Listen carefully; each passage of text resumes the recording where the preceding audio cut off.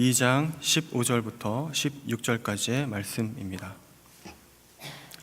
갈라디아서 2장 15절부터 16절까지의 말씀입니다.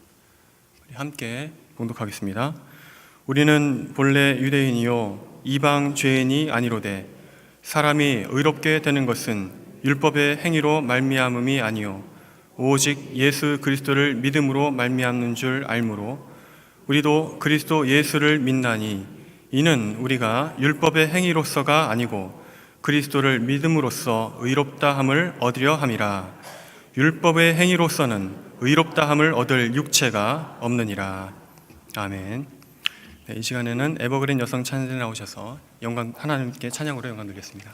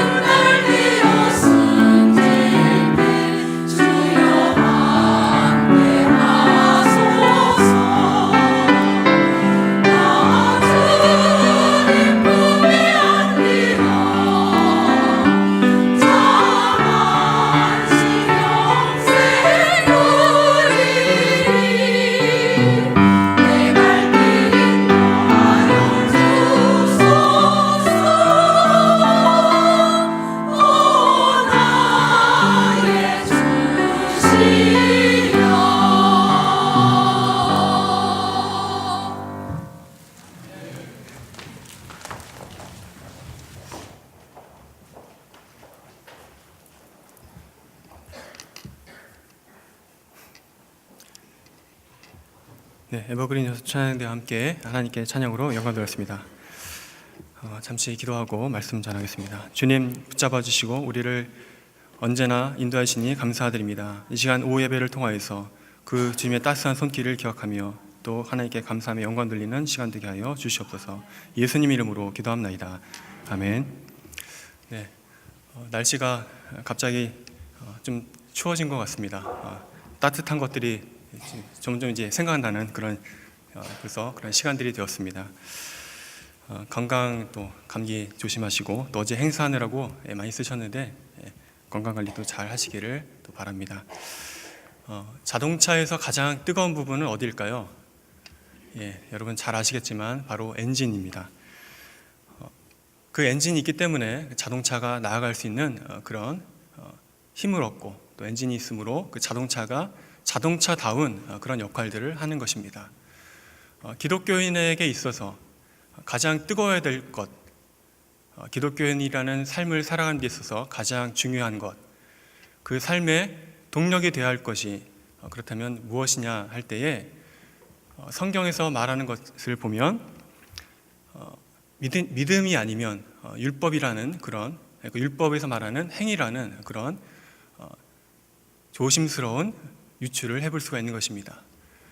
오직 믿음이냐 아니면 그것만으로는 부족하고 율법의 도움, 행위의 도움이 필요하다라고 이렇게 갈라질 수 있다는 것입니다. 오늘 이 본문 말씀은 갈라디아서 말씀은 그 믿음의 그리스도인의 삶에 뜨거움이 집중되어야 할 것이고 또 그것이 기독 신자의 가장 바른 삶의 동력이 되어야 한다는 것을 분명히 말씀하는 부분에 속해 있습니다. 즉 당시 성경 시대에는 세상에는 유대인들이 볼 때 성경에서 말하는 관점에서 볼 때는 단지 두 종류의 사람만이 존재할 뿐이었습니다. 한 종류의 사람은 하나님의 백성이라고 불려지는 유대인들이었고 또 한 종류의 다른 사람들은 하나님의 백성이라는 그런 사실과 동떨어져 있는 이방인들입니다. 그러니까 성경 시대에는 유대인과 이방인 이렇게 두 인류만 존재하는 것입니다. 물론 거기에는 사마리아인도 있지만 사마리아인은 거의 이방인 취급을 했으니까 결과적으로는 유대인 아니면 이방인이라는 것입니다. 그러던 모든 정황과 삶들이 하나님과 상관이 있고 없다는 그런 삶들이 또 누가 하나님 백성이고 누가 하나님 백성이 아니냐 이런 삶들은 예수님이 오심으로 인하여서 그들에게 있어서 여러 가지로 자기 생각들을 정리하는 그런 변화들이 일어나게 됩니다. 그래서 거기에 믿음이냐 아니면 여전히 율법, 좀 행위냐 이런 문제를 놓고 혼란을 겪는 그런 부분이 나타나는 것입니다. 오늘 이 말씀은 바로 그 연장선상에 있는 것입니다. 베드로의 사례를 보면 알 수 있듯이 베드로 자신이 분명히 예수 그리스도를 믿는 믿음으로 그렇게 살아왔지만 또 그렇게 선포했지만 이렇게 잠깐 유혹을 받아서 시험에 빠지는 일들이 이 본문 바로 앞에 있는 것입니다. 사실상 베드로라는 사람은 우리가 알다시피 예수님의 12 제자들 가운데 가장 많이 알려진, 잘 알려진 사람이고 또 가장 큰 능력과 또 권세를 지닌 사람이었습니다. 그런데 성경은 아무리 그렇게 잘 알려지고 또 위대한 사람이라 할지라도 그들의 죄를 덮거나 가리거나 숨기거나 그렇게 하지 않습니다. 그런 사람들의 위대한 사람들의 신앙일지라도 그들의 허물들을 실수를 못 본 척하지 않는 것이 성경입니다.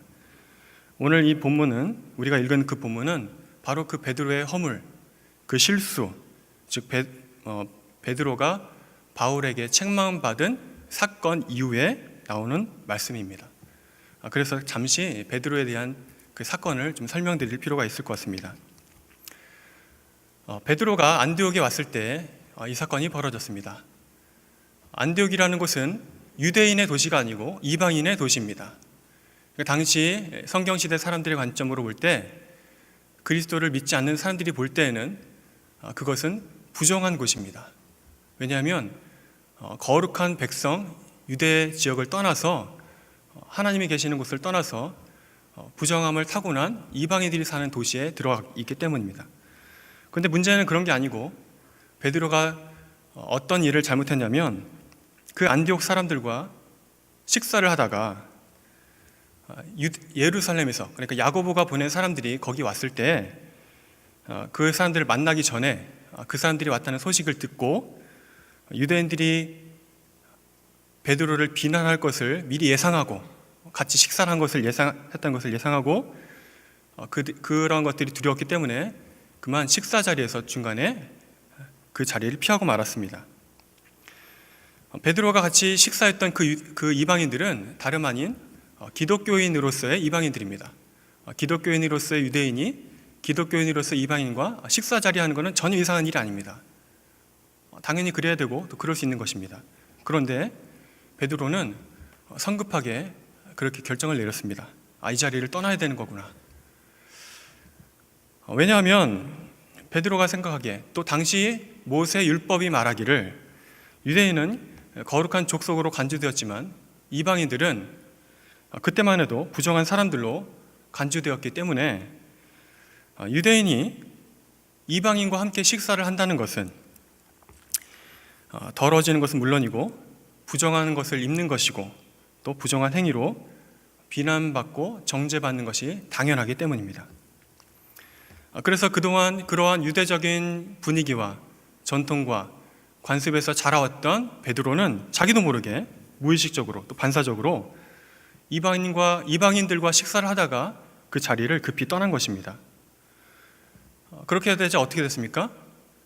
베드로가 뛰어나다, 베드로를 본받아야 되겠다 이랬던 사람들마저도 베드로를 따라하면서 그 외식적인 행위에 다 같이 동참하게 되었습니다.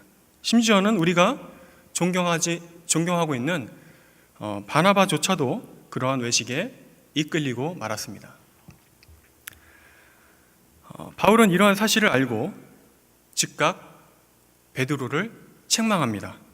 14절에서 바울은 다음과 같이 베드로를 꾸짖고 있습니다. 14절에 보시면 그러므로 나는 그들이 복음의 진리를 따라 바르게 행하지 아니함을 보고 모든 자 앞에서 게바에게 이르되 내가 유대인으로서 이방인을 따르고 유대인답게 살지 아니하면서 어찌하여 억지로 이방인을 유대인답게 살게 하려느냐 하였느니라.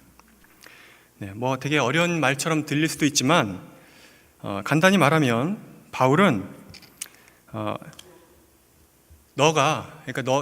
게바가 이제 베드로니까 베드로 네가 잘못한 것이 있는데 네가 뭘 잘못했냐면 그 14절 앞부분에 나온 그 말씀, 즉 복음의 진리를 따라 바르게 행하지 아니하였다라고 지금 꾸짖는 것입니다.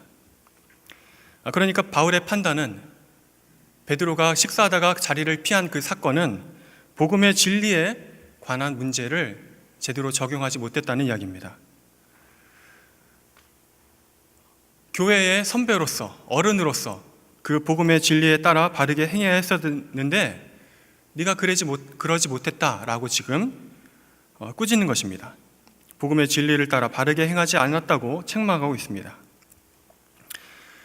이러한 책망은 단지 유대인으로서 이방인과 같이 밥을 먹었다는 사실, 그것만을 지금 너 그거 밥 먹은 거 잘못했다 이걸 지금 말하는 것이 아니고 함께 밥을 먹다가 급히 자리를 피한 그 자체가 아직도 율법을 의식하고 있고 율법의 행위를 마음속에 품고 있다.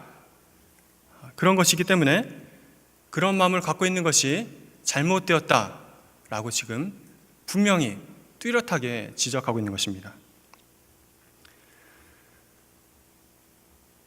사실 유대인은 그러한 율법적인 관념, 율법의 행위라는 그러한 강박관념을 거의 숙명처럼 그렇게 갖고 있을 수밖에 없습니다. 왜냐하면 우리가 창세기부터 쭉 구약 성경을 보면 알다시피 유대인들의 삶을 구성하고 있는 것은 정결에 관한 교리들이고 또 제사법이고 무엇이 부정하고 무엇이 부정하지 않냐는 그런 소위 말하는 따지는 것들이고 또 그것이 그들의 문화가 됐을 뿐만 아니라 또 하나님께서 친히 그런 것들을 통해서 함께 거하시겠다고 임재하시겠다고 약속하셨고 또 그런 것들을 경험했기 때문에 그런 율법들의 행위들이 결과적으로 하나님을 만나는 통로가 되었기 때문에 그들은 뿌리 깊게 유대인들은 의식하기를 율법으로부터 벗어나기가 굉장히 힘들었던 것입니다. 이번 베드로의 사건이 바로 그러한 근본적인 그들의 어려움을, 그들의 힘든 그 부분들을 보여주고 있는 것입니다.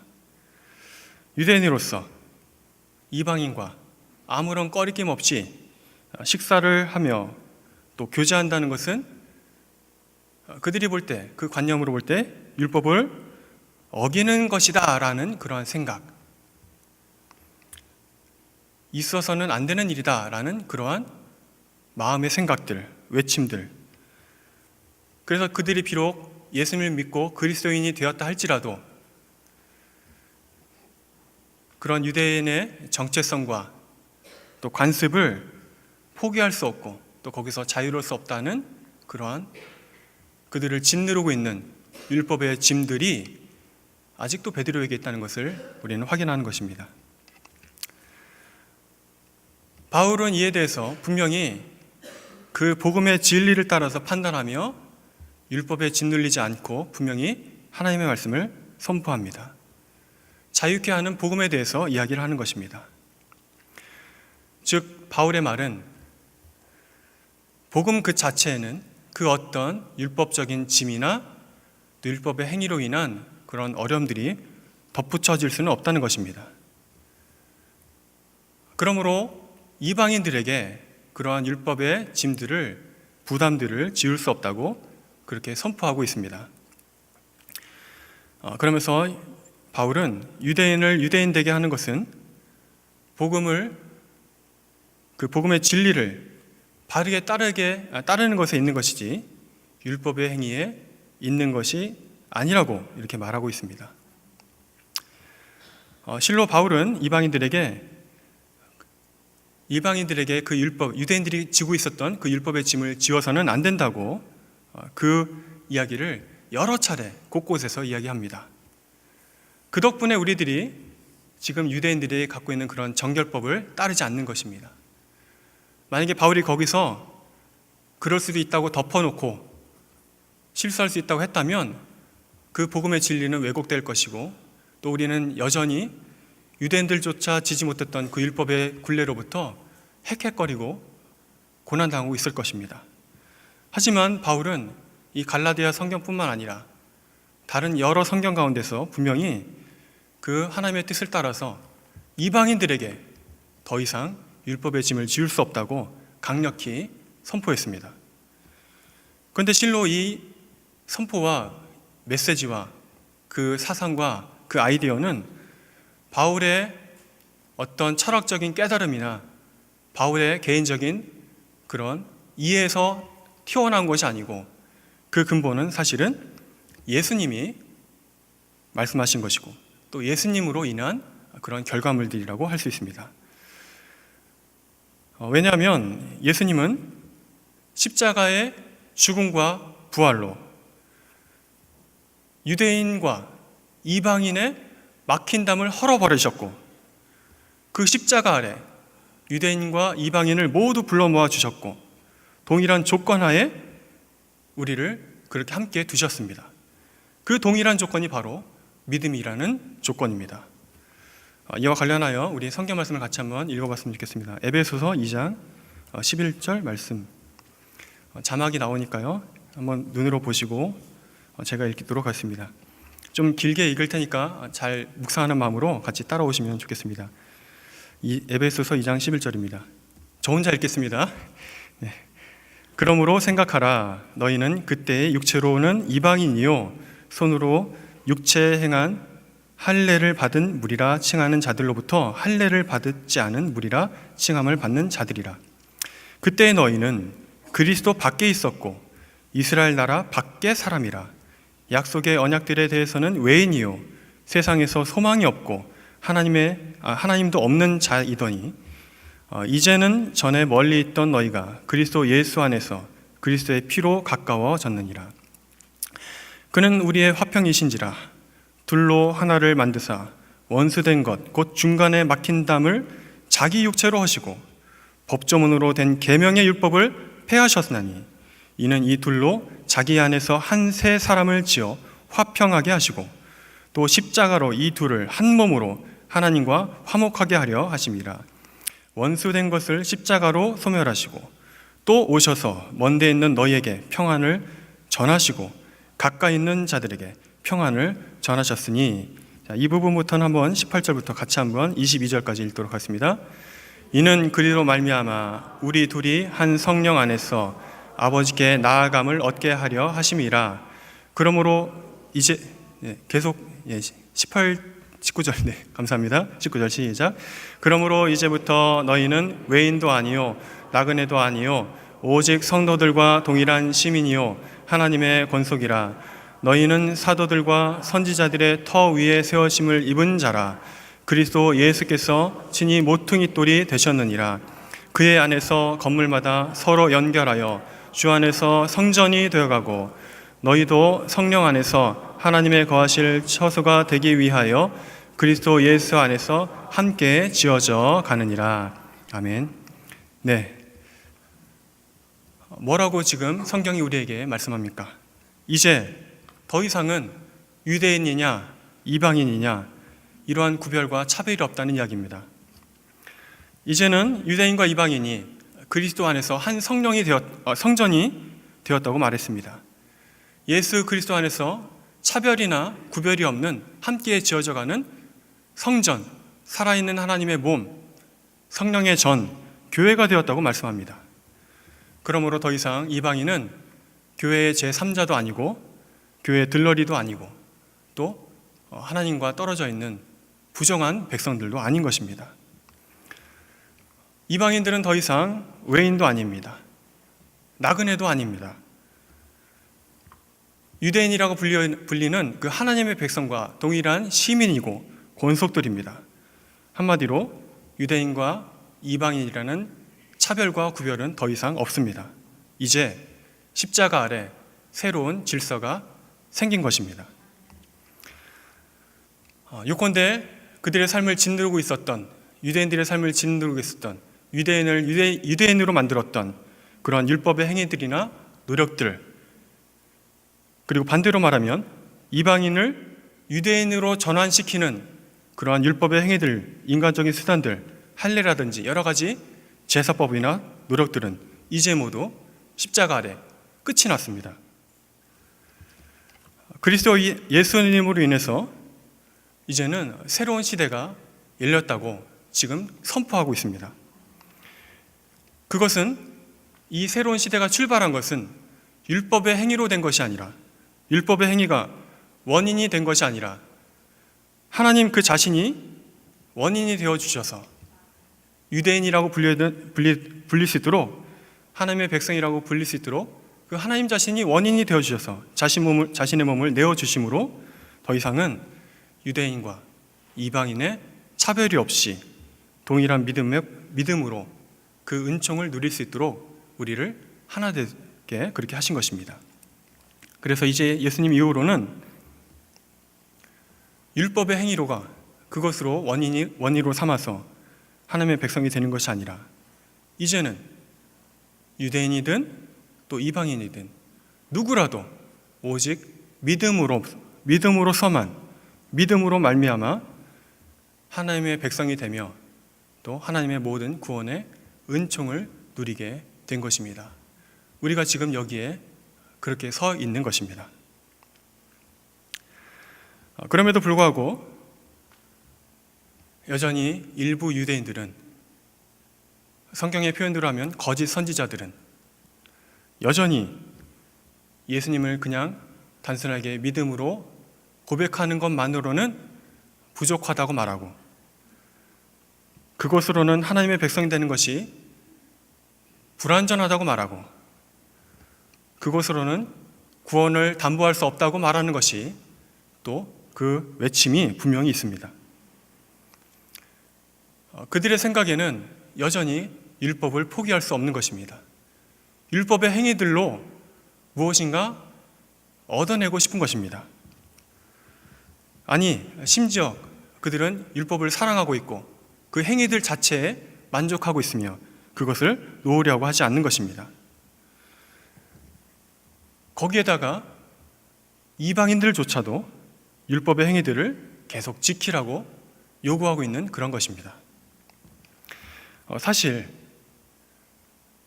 율법 그 자체는 전혀 악한 것이 아닙니다. 율법 그 자체는 하나님께서 우리에게 주신, 정말 하나님 백성답게 살 수 있도록 주신 은혜의 선물이라고 부를 수 있습니다. 하나님을 사랑하고 이웃을 내 자신같이 사랑하라, 이런 명령이 왜 나쁘겠습니까? 왜 그런 율법의 명령들을 왜 악하다고, 지킬 수 없다고, 왜 그렇게 우리가 하나님을 원망해야 하겠습니까? 하나님이 주신 모든 계명과 율법들은 전혀 악하거나 나쁜 것들이 아닙니다. 문제는 그것을 우리가 다 지킬 수 없게 된 그런 상태에 있는 것입니다. 율법의 요구들을 내가 다 지키고 싶지만 지킬 수 없도록 이렇게 철저하게 타락해버린, 부패해버린 우리 인간의 근본적인 악함에 그 문제가 있는 것입니다. 곧 로마서 3장 20절에 있는 표현처럼, 그러므로 율법의 행위로 그의 앞에 의롭다 하심을 얻을 육체가 없나니 율법으로는 죄를 깨달을 뿐이니라. 그렇죠. 율법을 지키려고 하는데, 나는 정말로 지키고 싶은데 계속해서 율법이 말하는 것은 뭐냐면 너는 죄인이고 너는 그것을 다 지킬 수 없다는 그런 고발뿐입니다. 왜 그럴까요? 율법이 약해서가 아니라 내가 하나님 앞에서 죄인 된 그런 부패한 존재이기 때문입니다. 그래서 우리가 율법을 들고 다니면 율법으로 얻는 것은 하나님의 위로나 사랑이 아니라 철저한 하나님의 진노일 뿐이고, 내가 이렇게 죄인이구나 하는 그런 좌절감만 맛보게 될 뿐입니다. 여러분들도 많이 경험해 보셨듯이 오늘 결심했지만 그것이 잘 안 돼서 내일 또 실망하게 되고, 또 그래도 또 다시 해야겠다고 또 오늘 결심하고, 그런데 또 안 돼서 또 실망하게 되고, 그러다 나는 이런 것밖에 안 되는구나, 하나님의 명령을 잘 지키지 못하는구나, 이러한 자괴감에 빠지는 것, 이러한 무한 반복되는 그러한 절망과 슬픔과 고통이 율법이 주고 있는 그러한 어려움, 곧 딜레마인 것입니다.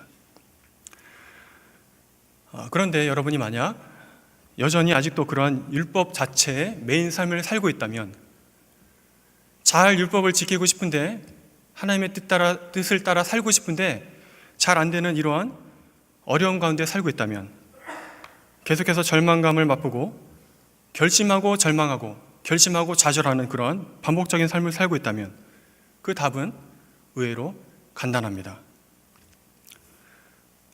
즉, 세상 사람들이 많이 얘기하듯이, 다른 종교들도 얼마든지 얘기하듯이 더 노력을 해야 된다, 더 정성을 쏟아야 된다, 이런 답은 볼 것도 없이 다 틀린 대답이라는 뜻입니다. 더 노력하고 더 하나님을 감동시켜야 하고 더 정성을 쏟아야 한다면 그것 자체가 율법의 행위가 아니면 무엇이 되겠습니까? 아직도 그런 율법의 행위에, 그 관념에 우리들이 벌써 그리스도인이 된 지 수십 년이 지났지만 매여 있다는 뜻입니다. 그러면 어떻게 해야 할까요? 어떻게 해야 우리가 자유를 얻을 수 있을까요? 그 문제 해결책은 굉장히 단순합니다. 간단합니다. 율법의 행위들을 의지하지 마시고 오직 예수 그리스도만을 의지하고 신뢰하면 되는 것입니다. 이 점에 관해서 바울은 예수님만을 의지해야 된다, 율법의 행위들을 의지해서는 안 된다, 율법의 행위들을 신뢰해서는 안 된다, 이 이야기를 본문 16절에서 다음과 같이 분명하게 선포합니다. 중요하니까 우리 같이 한번 읽어보도록 하겠습니다. 사람이 의롭게 되는 것은 율법의 행위로 말미암음이 아니요 오직 예수 그리스도를 믿음으로 말미암는 줄 알므로 우리도 그리스도 예수를 믿나니 이는 우리가 율법의 행위로서가 아니고 그리스도를 믿음으로써 의롭다함을 얻으려 함이라. 율법의 행위로서는 의롭다함을 얻을 육체가 없느니라. 아멘. 그렇습니다. 이것이 가장 효과 빠른 해결책입니다. 율법의 행위들에 더 이상 미련을 가지면 안 됩니다. 율법의 행위들을 이루었을 때의 성취감이나 그 달콤함에 마냥 취해 있으면 안 됩니다. 또는 남들과 비교하면서 율법의 행위들을 요구들을 이뤄냈다는 그러한 우월감에 빠져서는 그것에 사로잡혀서는 안 됩니다. 이러한 감정들에 의지하고 또 이러한 감정들에 휩싸인다면 그것만큼 기독교인으로서 신자로서 미련한 일이 없습니다. 그렇게 좋은 감정이라 할지라도 그것들이 허무함이나 좌절감으로 변하는 것은 순식간입니다.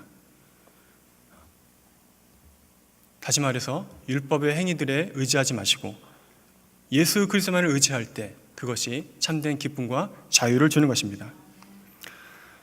철저하게 예수 그리스도를 믿는 믿음으로 우리는 그렇게 살아가야 합니다. 그게 신자의 모습입니다. 그게 신자의 엔진, 심장이 되어야 할 것입니다. 그래야 우리의 삶이 더 이상 공고하지 않고 또 주께서 주시는 그 자유함으로 그야말로 풍성한 삶을 누릴 수 있습니다. 주님께서는 우리를 이미 자유케 하셨습니다. 2000년 전에 십자가에서 이방인과 유대인을 하나로 묶어주시고 자유케 하셨습니다. 그 자유는 내가 율법적인 행위로 얻은 자유가 결코 아닙니다. 그 자유는 주께서 그냥 주신 선물로서의 자유입니다. 따라서 그 이미 이루어주신 자유를 내가 누리고 싶다면 그 이미 이루어주신 십자가의 사건을, 예수 그리스도를 내 행위가 아니라, 내 행위를 의지할 것이 아니라 예수 그리스도만을 의지하면 그것이 내 것이 될 것입니다. 그저 믿기만 하라 이렇게 말한다고 해서 믿기만 하고 더 이상 아무 일도 하지 말라, 그런 무책임함을 지금 제안하는 것이 아닙니다. 하나님께 나아가고자 하는 그런 동기가, 여러분의 삶을 이끌고 있는 그런 동력이 어디 있느냐, 그것을 지금 말하고 있는 것입니다. 믿으면 행하게 되고 믿으면 순종하게 되는 것입니다. 하지만 믿지 않아도 얼마든지 행함이 나타날 수 있고 믿지 않아도 그렇게 순종의 모양들이 나타날 수도 있습니다. 다시 말해서 믿으니까 행하는 것이랑 행함으로 인정받으려고 하는 것이냐, 그것은 분명히 다른 것입니다. 즉 신자의 그런 풍성한 삶이라는 것은 이미 예수 그리스도와 연합되어 있는 그런 분명한 성경의 진술들과 또 선언에 있는 것이지, 돈이나 또 값을 치루어서 그 풍성한 삶이 누려지는 것이 아닙니다. 이미 신자는 마치 포도원의 농부의 아들과 같이 모든 과실들을 언제라도 자유롭게 누릴 수 있는 풍성한 삶을 살 수 있는 것인데, 여전히 포도원 품꾼처럼 살고 있다면, 값을 치러서 이 모든 풍성한 삶을 누려야 한다고 생각한다면 그것은 아버지에 대한 모독이고 또 스스로 자초하는 불행에 불과합니다. 마찬가지로 하나님께서 세상을 사랑하시고 또 우리를 택하여 주셔서 모든 것들을 주시고 심지어는 아들까지 내어주셨는데 아직도 내가 아들을 믿는 믿음이 아니라 다른 것들을 의지하고 있고 또 내 스스로의 행위를 의지하고 있고 또 하나님 앞에서 또 다른 값을 치러야 한다고 그렇게 막연한 부담감을 갖고 있다면 그것은 천지를 창조하신 하나님에 대한 모독이자 또 그것은 개인이 자초하는 불행이 될 것입니다. 이런 생각을 갖고 있는 사람들은 결국 평생의 짐을 지는 것뿐입니다. 율법은 그들에게 평생의 짐이 될 것입니다. 아무리 그들이 그리스도 안에 있다 할지라도, 그리스도를 믿는다고 한다 할지라도 영원토록 그러한 율법을 지켜야 된다, 그런데 지킬 수 없다 하는 그런 딜레마에서 빠져나올 수 없을 것입니다. 율법을 지키라고 주셨지만 결코 그들은 스스로 지킬 수 없기 때문입니다. 생명의 길을 알려주기 위해 율법이 필요한 것이지만 결국에는 자기가 죄인이라는 것을 발견하고 결국 사망을 발견하게 될 뿐입니다. 이 모든 고통에서 벗어나는 길은 결국 예수 그리스도만을 온전히 그리고 바르게 신뢰하는 것뿐입니다. 다른 길은 결코 없습니다. 행함으로 인정받으려는 것이 아니라 믿음으로 인정받아야 할 것입니다. 또 신자됨을 감사하고 또 감사함으로 행함이 뒤따라야 할 것입니다. 이처럼 율법의 행위로는 아무도 하나님을 만족시킬 수 없고 또 의롭다함을 얻을 육체가 없다는 사실을 분명한 진술을 우리가 기억하면서 하나님 앞에서 또 의롭게 되는 것은 오직 예수 그리스도를 믿는 믿음밖에 없다는 것을 우리가 분명히 기억하면서 날마다 그러한 풍성한 성령님의 위로를 경험하며 또 참된 자유를 경험하며 그런 사는 은혜가 있게 되기를 주님의 이름으로 축원합니다. 아멘. 함께 기도하겠습니다. 하나님 감사드립니다. 주께서 유대인과 이방인의 막힌 담을 헐어주시고 십자가 아래서 예수 그리스도를 믿는 믿음으로 하나님 백성 되게 하신 것을 진실로 감사드립니다. 오늘 우리가 살아가는 이 시대에 다른 것들을 의지하지 않고 다른 것들을 신뢰하지 않고 내 감정을 의지하지 않고 오직 예수 그리스도만을 의지하며 성경 말씀대로 자유함을 누리며 살 수 있도록 도와주시옵소서. 그러므로 성경에서 약속하신 모든 풍성한 삶이 나의 삶에 모두 적용되게 하여 주셔서 하나님 백성됨의 삶이 가장 기쁘고 또 가장 행복한 그런 사건이 되게 하여 주시옵소서. 예수님 이름으로 기도합니다. 아멘. 네, 3여전도에 나오셔서 하나님께 특성으로 찬양 영광 드리겠습니다.